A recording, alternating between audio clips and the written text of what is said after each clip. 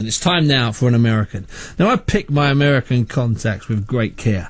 They have to have proper, old-school knowledge and a deep love and understanding of the business. And they also need to be a little bit touched, i.e. they have to be half a fruitcake or half a nutcase. And that is why I always get Mike Marley on the phone. He has had about 100 real exclusives over the last 4 decades. Big stories. Not something about a boxer getting a new guy to mix his protein shakes. That's not a story. That's not a story. I'm talking about a big fight. Like who Tyson's going to fight next. Who Chavez is going to fight next. Big fights. Fights that mattered. Anyway, Marley is and was and remains the governor, and I'm delighted to say that he joins me now on the line. Good evening. Good afternoon, Mike.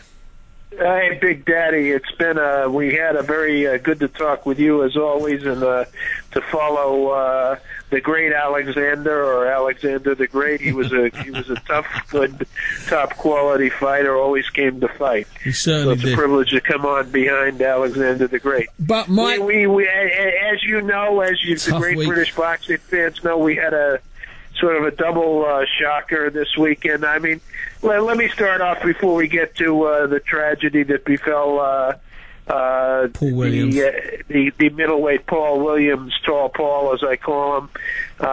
He's laying in a hospital in Georgia right now. He was in a motorcycle wreck that I think he's lucky to be alive. But let me start first with the demise of Johnny Tapia. You know, Bob Arum, who promoted so many of Tapia's top fights, told in an interview the other day that, not surprised that Tapia didn't live so long. Of course, Bob is 80, so he could say that about a lot of people. But Johnny passing at age 45, I had to agree. I'm not surprised that Johnny only made it to his 45th year, but I'm surprised actually that he made it that far. I mean, so was he, Mike. As Aram said, he battled the demons, cocaine. He called his mistress, alcohol, pills. But let's appreciate the man. He had his mother was murdered when he was a child. Yeah. His father was murdered when his mother was pregnant with him. So isn't there some suggestion that wasn't his father? That was just the mother's boyfriend at the time, and the new father emerged, 30 years later, and is serving life without parole in some federal penitentiary. That was another story that's emerged the last 18 months or so.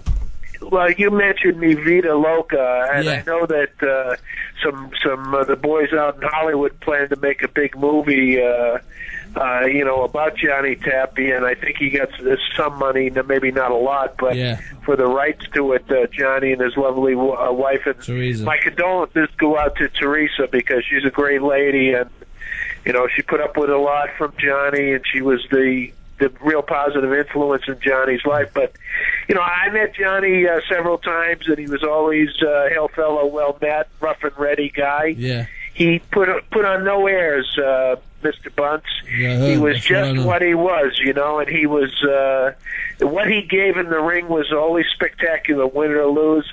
I'll never forget his great intercity, or we could say Battle of New Mexico with Danny Romero. I mean, Mike, do you remember we had to have separate press conferences for that in Vegas? Right. Different hotels. There was a lot of bad blood, and there were people around Johnny, including some family members, well-known gangbangers, and as we would say, as even the Luxembourg Boxing Federation would say, a tough crowd. They were a tough crowd as well. Now, the Paul Williams thing, he just signed to fight the unbeaten young Mexican Saul Alvarez sometime in September, and was coming back from something like his sister-in-law's second marriage or something ridiculous, crashed on his bike, waiting for surgery, but the suggestion is that A, he was lucky to live, and that B, he will not walk. Is there any update on that you can give us, Mike? No, I think they delayed the surgery a day or two, but he's laying in the hospital in Georgia, and his manager and trainer, who's been with him since day one in the amateur ranks, since he was a baby, George Peterson. That's one of the many admirable things about Paul Williams. is he was, so many fighters ditched the people that started them out. Along the way, they find new managers, new trainers, new promoters. But Paul always stayed with George Peterson. George is a great boxing guy. He is a former policeman in Washington, D.C. that built a gym down in South Carolina, and that's how Paul Williams got started. But George has told several reporters that he's been told by the doctors that Paul will not be able, will not have movement above the waist. And it's just sad, I mean, that was a tremendous, I think maybe the best fight that Golden Boy, and they've made some good fights over the years. Mm-hmm. I think it's the best main event they had ever put together was going to be Canelo Alvarez against Paul Williams. Because truthfully, people ask me who's going to win that fight. I said that's a flip a coin outcome there. And now James Kirkland is going to pick up the mantelpiece. He's going to go in. I think Canelo Alvarez beats him, but Kirkland's a very tough guy. It'd be interesting first 3 or 4 rounds. Tragic, Yeah, Paul Williams, only 30 years old, man, and boxers can't box till they're 50, although some lately have been trying. Yeah. But it's a shame to see a guy, I wonder where his career would have gone, because absolutely he came back after that devastating knockout by Sergio Martinez.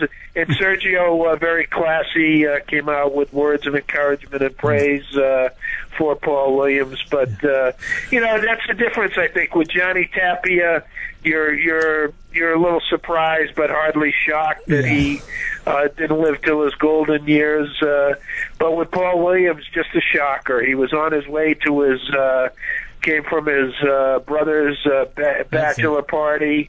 I'm not saying that alcohol was involved. I haven't seen or heard that. Sure. I understand that Paul never drank, but the police said he was going too fast on the motorcycle, and it's just a terrible, tragic thing. But he seems to be bearing up, considering all the circumstances. Yeah, I even heard a statement from, I think, from George Patterson, and it wasn't meant as a joke, saying that he thinks he might fancy a career in stand-up comedy. I had to read it through to make sure it wasn't a joke. No, it's genuine.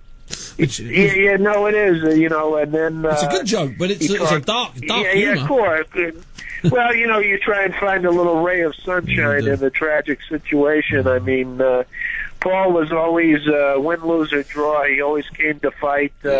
He took a lot of stick from people when he won an undeserved decision against the Cuban guy, Arislandi Lara, in Atlantic City. But, I thought that was unfair because Paul Williams wasn't there sitting in the ringside with paper and pencil scoring his own fight. Of course not. He always came to fight, I think he would have gone back to the top of the mountain. That's a good chance of that. Mike, just remind people how they can read your stuff, the Examiner site. How can they find you? Yeah, surely. Well, now with Manny Pacquiao and Tim Bradley coming up, which I think is going to be a corker of a fight.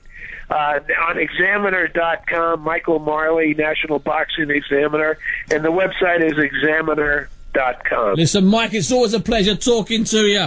I'll speak to you very soon. Mike Marley, a New York scribe of the oldest old school, a man who never lets people down. I absolutely adore him. Now,